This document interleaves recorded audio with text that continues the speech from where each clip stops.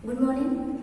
तो हमारे प्यारे बच्चों, आइए हम लोग गृह विज्ञान में कक्षा 7 विषय गृह विज्ञान है, इसके अध्याय 3 पे हम लोग आते हैं।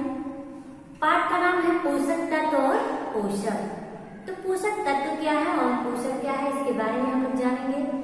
तो आइए देखते हैं पोषक तत्व के बारे में। तो पोषक तत्व हमारे भोजन में प्रतिदिन शामिल ऐसे प्रतिरोधक तत्व जो हमें स्वस्थ एवं निरोगी रखते हैं, पोषक तत्व कहलाते हैं। हमारे प्यारे बच्चियां ध्यान पूर्वक सुनिएगा कि क्या कह रहा है। हमारे भोजन में प्रतिदिन शामिल ऐसे प्रतिरोधक तत्व जो हमें स्वस्थ एवं निरोगी रखते हैं, ऐसे पोषक तत्व कहलाते हैं। तो ये पोषक तत्व है।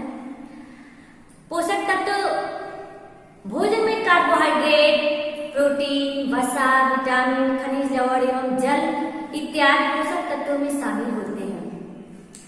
आइए हम लोग पोषक तत्वों के बारे में जानेंगे। प्रोटीन है, कार्बोहाइड्रेट है, वसा है, विटामिन है, खनिज लवण है, विटामिन ए, विटामिन बी, अनेक प्रकार के पोषक तत्व हैं। तो हम लोग एक एक चीज के बारे में जानेंगे। प्रोटीन क्या है? प्रोटीन जो है, इसका स्रोत जो है वनस्पति प्रदत्त है। यह वनस्पतियों से प्राप्त होता है, जैसे सोयाबीन है, सभी प्रकार की दालें हैं, मूंगफली है, गेहूं, हरी सब्जियां इत्यादि। ये यहाँ से हम लोग प्रोटीन को प्राप्त करते हैं। पोषक तत्व से अब लाभ देते हैं। तो प्रोटीन से क्या लाभ होते हैं? शारीरिक वृद्धि जो होती है, मानसिक विकास होता है, घायल हुई या नष्ट हुई कोशिकाओं को पुनर्निर्माण करना, ये प्रोटीन का कार्य है। अब आइए देखते हैं इससे होने वाली हानियां क्या क्या है, इसकी कमी से कौन सी हानियां होती हैं। निर्बल मांसपेशियों का विकास न होना, जो कमजोर मांसपेशियां होती हैं उसका विकास रुक जाता है, वहीं बंद हो जाता है। मानसिक रूप में कमजोर होना, मानसिक रूप से व्यक्ति बच्चा जो होता है वो कमजोर हो जाता है। रोग निरोधक क्षमता जो होती है उसका अभाव हो जाता है। बालों एवं नाखूनों की कमजोरियां हो जाती हैं। तो इस प्रकार से प्रोटीन के अनेक कमियां हैं, हानियां हैं। तो हमारे प्यारे बच्चों, पहले तो हम लोग देखे हैं प्रोटीन के स्रोत, पोषक तत्वों से लाभ, फिर उससे हानियां। तो प्रोटीन में हम लोग देखे वनस्पति प्रदत्त है। प्रोटीन जो है सोयाबीन में सबसे अधिक मिलता है। आगे देखते हैं दूध, पनीर, दही, खोआ, मांस, अंडा आदि में भी प्रोटीन की मात्रा अधिक होती है। अब आइए देखते हैं कार्बोहाइड्रेट क्या है। कार्बोहाइड्रेट जो है ये हमारे स्टार्च युक्त होता है। चावल, गेहूं, जौ, आलू, अरबी, शकरकंद आदि में इसकी मात्रा मिलती है। ये शर्करा युक्त पदार्थ है। शक्कर, शरबत, केला, इन सब चीजों से ही प्राप्त किया जा सकता है कार्बोहाइड्रेट को। अब आइए देखते हैं इनसे होने वाले लाभ। कार्बोहाइड्रेट से क्या लाभ होता है? कार्बोहाइड्रेट से ऊर्जा प्रदान करना, इससे ऊर्जा हमारे शरीर को मिलती है। मांसपेशियों का निर्माण करना, मांसपेशियों का निर्माण करता है। शरीर का तापमान को स्थिर रखना, शरीर के तापमान को स्थिर रखना। और त्वचा को कसाव रखना, ये त्वचा जो होती है उसका कसाव बनाता है। विटामिन बी कॉम्प्लेक्स का निर्माण करता है। तो हमारे इससे लाभ हम लोग देखें कार्बोहाइड्रेट से क्या लाभ है। अब आइए देखें कार्बोहाइड्रेट की कमी से होने वाली हानियां। आलस्य बढ़ना, कमजोरी आना, पाचन एवं अनियंत्रित स्राव, त्वचा का सूखना, क्रियाशीलता का अभाव, शरीर का दुर्बल होना, तापमान या ऊष्मा में कमी होना। तो हमारे प्यारे बच्चों, कार्बोहाइड्रेट से होने वाली हानियां हैं। पुनः एक बार हम जानेंगे कार्बोहाइड्रेट को कहाँ से हम लोग प्राप्त कर सकते हैं। तो ये स्टार्च युक्त है। चावल, गेहूं, जौ, आलू, अरबी, शकरकंद आदि से ये प्राप्त किया जाता है। शक्कर, शरबत, केला, इन सब चीजों में कार्बोहाइड्रेट मिलता है। अगला है वसा। वसा क्या चीज है और कहाँ से हम प्राप्त कर सकते हैं, इससे लाभ क्या है, इससे हानियां क्या है, इसके बारे में जानते हैं। वसा जो है ये वनस्पतियों से प्राप्त वसा है, जैसे मूंगफली का तेल, सरसों का तेल, तिल, सोयाबीन, सूरजमुखी का तेल, सूखे मेवे से हमको वसा प्राप्त होता है।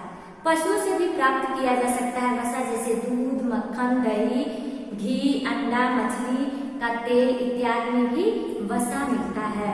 अब आइए देखते हैं वसा से हमारे शरीर में क्या लाभ मिलता है।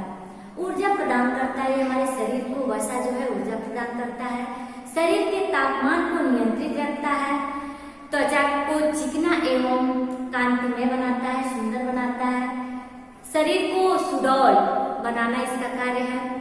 वसा से हमारे शरीर जो होते हैं वो सुडौल बनते हैं। अब आइए देखते हैं इससे हानियां। त्वचा का कांतिहीन यानी शरीर जो त्वचा होती है इसमें कोई चमक नहीं होती है। शारीरिक वृद्धि का रुक जाना, शरीर का विकास जो होता है उसका रुक जाना, वृद्धि रुक जाना। आंतरिक अंगों में चिकनाहट की कमी से क्रियाशीलता में कमी होना, त्वचा का रूखापन होना, शरीर का थकान होना, ये सब वसा के कमी के कारण होते हैं। आइए देखते हैं विटामिन ए से। विटामिन ए जो है एक कैरोटीन के रूप में पाया जाता है। दूध, मांस, अंडा, मक्खन, आम, भिंडी, गाजर, बंद गोभी, हरी पत्तेदार सब्जियां, गाजर, ये सब चीजों में विटामिन ए पाया जाता है। ये विटामिन ए से लाभ जो ये आंखों की रोशनी को बढ़ाता है, शरीर में विभिन्न अंगों के विकास में सहायक होता है, प्रतिरोधक क्षमता को बढ़ाता है और श्वास नली तथा लाल ग्रंथि को क्रियाशील बनाता है, त्वचा को स्वस्थ एवं चमकदार बनाता है, चमकदार बनाता है। तो हमारे प्यारे बच्चों इससे हमें यही लाभ है। आइए देखते हैं इससे हानियां। विटामिन ए की कमी से त्वचा जो होती है वो शुष्क हो जाती है, आंखों में रतौंधी नामक रूप पकड़ लेता है, प्रतिरोधक क्षमता कम हो जाती है, आंखों की पलकें सूजना शुरू कर देती हैं। तो ये सब है वसा की विटामिन ए की कमी से होने वाले हानियां। आइए थोड़ा सा हम लोग जाने विटामिन बी क्या है, विटामिन बी कहाँ से प्राप्त किया जाता है और विटामिन बी से लाभ और हानि। विटामिन बी जो है ये छिलकेदार अनाजों में जैसे मटर है, सेम है, दालें हैं और खमीर, हरी सब्जियां, मांस, मछली, अंडा, मूंगफली, सोयाबीन से प्राप्त किया जा सकता है। ये जो है इससे लाभ है, शरीर में प्रतिरोधक क्षमता बढ़ता है, शरीर की वृद्धि एवं विकास होता है, पाचन तंत्र ठीक तरह से होता है, ताप को नियंत्रित करता है, त्वचा व नेत्रों को स्वस्थ रखना इसका कार्य है, लाभ है। आइए देखते हैं इससे हानियां। आलस एवं चिड़चिड़ापन होना, बेरी बेरी रोग होना, इसकी कमी से जो है बेरी बेरी रोग होता है और त्वचा का रूखापन होना। इस प्रकार से बच्चों की शारीरिक वृद्धि जो होती है वो रुक जाती है। तो हमारे प्यारे बच्चों हम लोग जाने पोषक तत्व के बारे में। अब आइए हम लोग चलते हैं इसके अगले भाग में। पोषक तत्व, उसके स्रोत, पोषक तत्वों से लाभ और हानियां। तो आइए हम लोग देखते हैं अगले में चलते हैं भाग में। विटामिन सी, ये विटामिन सी कहाँ से प्राप्त होता है और इससे लाभ क्या है इसके बारे में हम जानेंगे। तो ये विटामिन सी है, आइए देखते हैं। यह स्कार्बिक एसिड है जो खट्टो फलों से प्राप्त होता है, जैसे संतरा है, नारंगी है, नींबू है, आंवला है, टमाटर है, हरी सब्जी, हरी मिर्च, पालक, अमरूद, ये सब चीजों से क्या होता है विटामिन सी की प्राप्ति होती है। पोषक तत्वों से लाभ, इससे हमको क्या लाभ है, ये पोषक तत्व जो है विटामिन सी, इससे हमको क्या हमारे शरीर में क्या लाभ है उसको हम जानेंगे।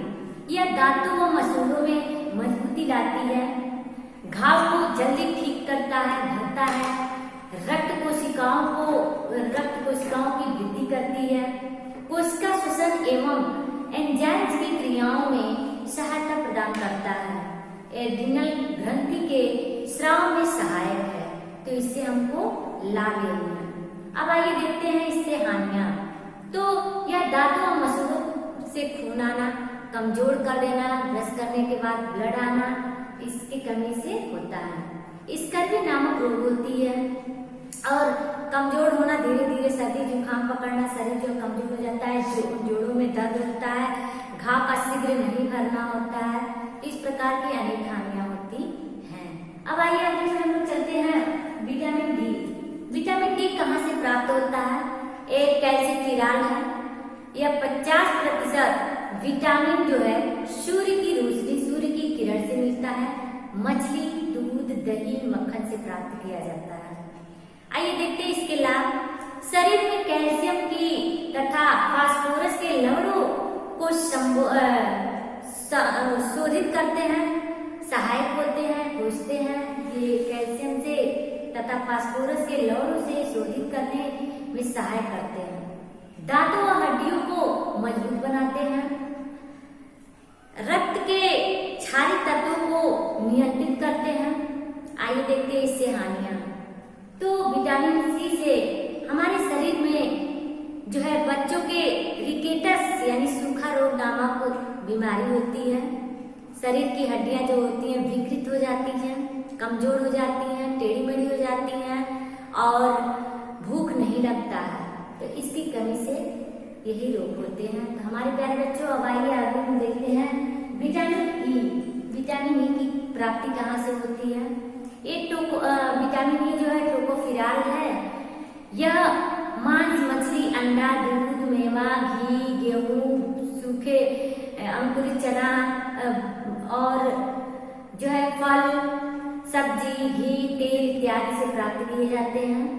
इससे जो लाभ है वो प्रजनन शक्ति में वृद्धि होती है। हानि जो है प्रजनन शक्ति को कमजोर बना देती है। आइए देखते हैं विटामिन के। विटामिन के जो है यह हरी सब्जियों, बंद गोभी, टमाटर, मटर, पालक, सोयाबीन, मटर पालक, सोयाबीन, पनीर और अंकुरित चने से प्राप्त होता है, अंकुरित अनाजों से प्राप्त होता है। तो आइए देखते हैं यह जो है हमारे शरीर के लिए क्या लाभ है। रक्त के थक्के बनने में सहायक, जिससे खून जल्दी बंद हो जाता है। चोट लगने पे रक्तस्राव होता है तो उसमें जो होता है रक्त को रोकने के लिए ये काम करता है। पाचन क्रिया में सहायक होता है। आइए देखते हैं इससे हानियां। रक्त जमाने में क्षमता जो होता है वो दुर्बल कर देता है, कमजोर हो जाता है और अत्यधिक जो है चोट लगने से ब्लड निकलने लगता है और शरीर जो होता है कमजोर हो जाता है और रोगी व्यक्ति की मृत्यु भी हो जाती है। आइए देखिए खनिज लवण। खनिज लवण ये जो है कैल्शियम है। मक्खन, दूध, घी, अंडे, जर्दी, तिल, मछली इस सब से प्राप्त किया जाता है। यह दांतों एवं हड्डियों के निर्माण में सहायक होता है।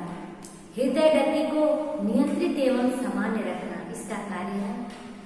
और आइए देखते हैं इससे हानियां।